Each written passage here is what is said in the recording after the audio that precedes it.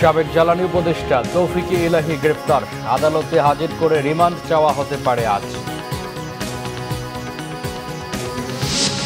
প্রথম টেলিভিশন বিতর্কে মুখোমুখি কমলা হ্যারিস ও ডোনাল্ড ট্রাম্প। অর্থনীতি, গণতন্ত্র, অভিবাসন, ইউক্রেন ও গাজা ইস্যুতে গুরুত্ব। দেখছিলেন ক্রাউন 7 সংবাদ শিরোনাম, এবার বিস্তারিত।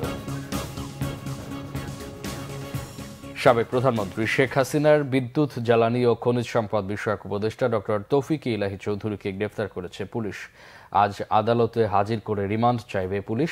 মঙ্গলবার রাতে রাজধানীর গুলশান এলাকা থেকে তাকে গ্রেফতার করে মহানগর গোয়েন্দা পুলিশ ডিবি প্রধান অতিরিক্ত পুলিশ কমিশনার রেজাউল করিম মল্লিক গ্রেফতারের বিষয়টি নিশ্চিত করেছেন। তিনি জানান, তৌফিক ইলাহিকে গ্রেফতার করে ডিবি হেফাজতে নেওয়া হয়েছে। একটি মামলায় তাকে গ্রেফতারও দেখানো হয়েছে বলে জানান ডিবি প্রধান।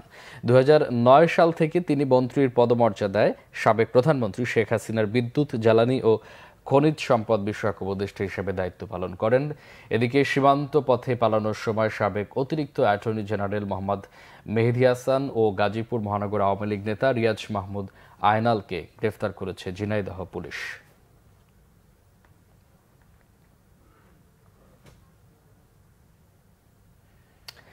বৈষম্য বিরোধী ছাত্র আন্দোলনের কর্মী হাসানকে নিখোঁজের 6 দিন পর খুলনা মহানগরীর লবণচড়া থেকে অচেতন অবস্থায় উদ্ধার করা হয়েছে।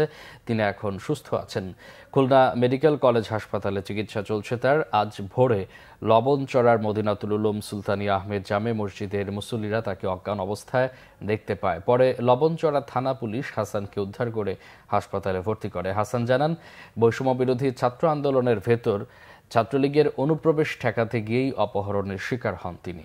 গত বৃহস্পতিবার হাসান নগরীর সোনাডাঙ্গায় তার বাসার গলি থেকে নিখোঁজ হন। পরে থানায় 2টি সাধারণ ডায়েরি করেন তার স্ত্রী সাইদা খাতুন।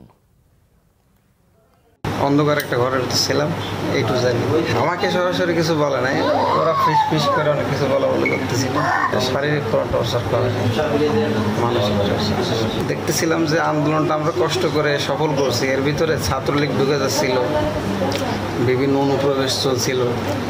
যেহেতু আমি লোকালে সবাইকে চিনি, কে ছাত্রলীগ করছে, কে কোন দল করছে আমি জানি। এই জন্য আমি ওই সকল গ্রুপগুলোকে আমি এক করার জন্য কাজ করছি এবং ছাত্রলীগগুলোকে বাদ দেওয়ার জন্য মূলত কাজ করছি, এই আর কি।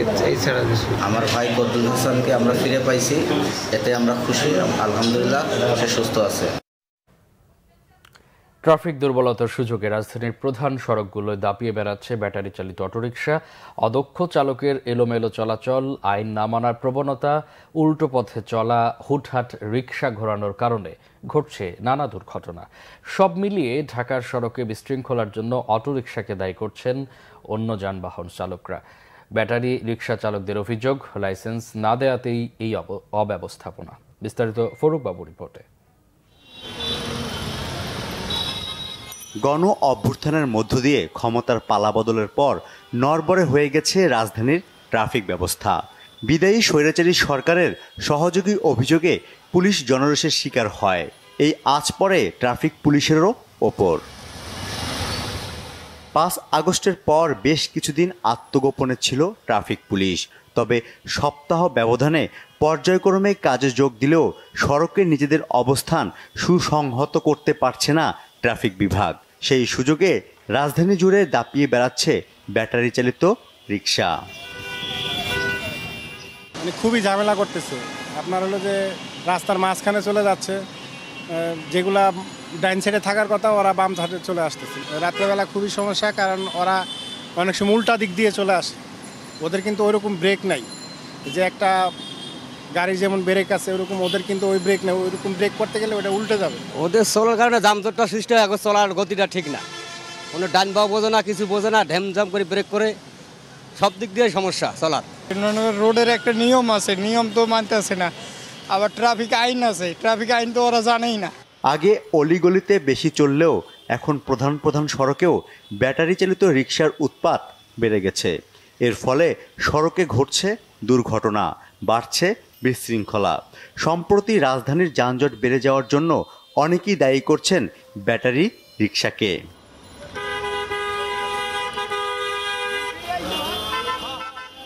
আমরা তো সিএনজি ড্রাইভাররা মোটামুটি বড় গাড়ির ড্রাইভাররা মোটামুটি ইন্টারভিউ দিয়ে লাইসেন্স বের করছি, কিন্তু অগত কোনো লাইসেন্স নাই, কোনো প্রশিক্ষণ নাই। পাতালে ঢুকাই দেওয়ার সম্ভাবনা, ব্রেক করার সাথে গাড়ি অ্যাক্সিডেন্ট করার সম্ভাবনা থাকে বেশি। রাস্তার মাঝখান দিয়ে চালায়, কোনো সাইড নাই, ফাইট নাই, কোনো সিগন্যাল নাই, কিছু নাই।